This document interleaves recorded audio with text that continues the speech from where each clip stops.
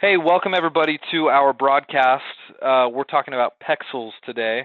This is Pexels.com, Pexels.com. This site, we're gonna spend the next 15, 20 minutes talking about what this site is, how to use it, why it exists, and just answer some frequently asked questions about it, so you guys can feel comfortable using it as you're producing content online. One of the biggest issues for my clients when they're creating content, specifically for you guys who need images for a blog, for your social media, for your e-commerce business, for your Instagram, whatever, if you need images, it can sometimes be challenging because so much of the images that are out there online are copyrighted. They're not allowed to be used, right? Somebody else owns the rights. So you can't simply just, if you need a picture of a garden bed or a honeybee or an athlete or a fashion model, you can't just go out onto the internet and just grab any picture you want, right? That could be problematic for you because that could be owned and not allowed to be shared by whoever the copyright owner is. This is where a site like this comes into play. So you can use Pexels and feel confident that everything on their site is okay to be used, not only on a personal level, but on a commercial level. And that distinction is important because there's some images out there that are only allowed to be used for non-profits, whereas this is good to be used for websites and e-commerce businesses and blogs that are designed to make a profit. So I want to tell you a little bit about Pexels. Pexels has been around for a few years now. This was really sort of put together back in 2014, got bigger in 2015, and it continues to get bigger day in and day out. They actually add a lot of images to this. This is kind of like a professional photography database, where you can go search their database, find photos, download them without feeling bad because these are photos that you're able to use. And currently, I think the last count that I'd heard on Pexels is there's somewhere in the neighborhood of around 30,000 images on the site, and they're adding thousands every single month to grow it bigger and bigger and bigger. So, which is great. Now, by comparison, if you were to compare that to, say, this website right here, this is Shutterstock.com. Shutterstock is a very well-known stock photography site. These guys have millions of images, but you have to buy them. So while you may get better options at a paid site, most of you guys don't have the budget to go out there and spend a ton of money on images while you're creating content, and I get that. Maybe at some point you will. I should hope so, but most of you guys, when you're first getting your business off the ground, you're operating a little bit on a budget, and that's okay. All of us have to start somewhere, and Pexels is a good substitute for that. So you just remember, don't get frustrated with Pexels if you're looking for an image that's very specific and you can't find one. Pexels is better for more generic images. So let me give you an example of what I'm talking about. If I were looking for photos, maybe photos about the beach. So I'm just going to type in the word beach here, and sure enough, I'm going to get decent images for the beach, okay? And I can scroll down, and I could use these. If I'm looking for photos of the mountains, another general keyword search, I'm going to get some pretty good photos of the mountains. Now, what's nice about it is if I like an image here, it's very simple. I can click on it once. It'll load up the entire image. And then I can come over here to this green button on the far right-hand side, this one right here, and I can download it. Just like that. It's easy. Download it, and then I can do what I want with it. I do get the question on occasion, does that mean I can edit the photo? Can I change it in any way? Yes, you can. These photos don't require any permission at all. You can just download them and do what you want with them. That includes editing. The other question I get a lot is, hey, do I have to give credit to the creator of this photo, or do I have to give credit to Pexels when I use this photo on my website? And the answer is no. So truly, there are no strings attached to using these pictures. They're free to use. You don't have to give credit. You can modify. You can use for a commercial business. It's kind of the perfect storm for you guys that are trying to do this on a budget. Okay. So anyway, general pictures work really well. You can get more specific. I'm going to type in the word strawberry. You can find pictures of strawberries. I don't know, fruit trees. You can find pictures of fruit trees, so on and so forth. You can tell what's on my mind right now. I've got agriculture and horticulture on my mind. Okay. What about something very specific, right? Let's say you're writing a blog post about catmint. Okay. Do any of you guys know what catmint is? Maybe you've got it in your yard. It's perennial. I know out here in Utah you find it planted all the time. Anybody have that in their yard? It's actually a pretty popular perennial. I'll show you a picture here in just a sec. Let me just tell you something though. If I searched that specifically for catmint, Pexels is going to say, sorry, no pictures found. Here's some search tips. Okay, in other words, they don't have anything that specific.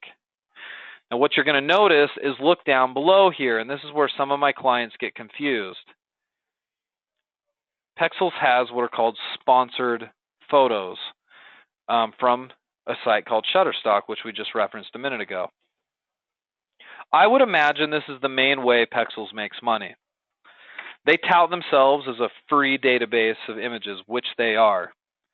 But when you do a search for something specific and it's not available in their database, guess what they're doing? They're advertising images that would fill that request from their partner's website, who is Shutterstock.com. As I look down here, I can most certainly see several images of catmint. It looks a bit like lavender. You see these images here show that. Okay. If I were to click on one of these, it's actually going to take me out to Shutterstock, and it's going to encourage me to purchase that image.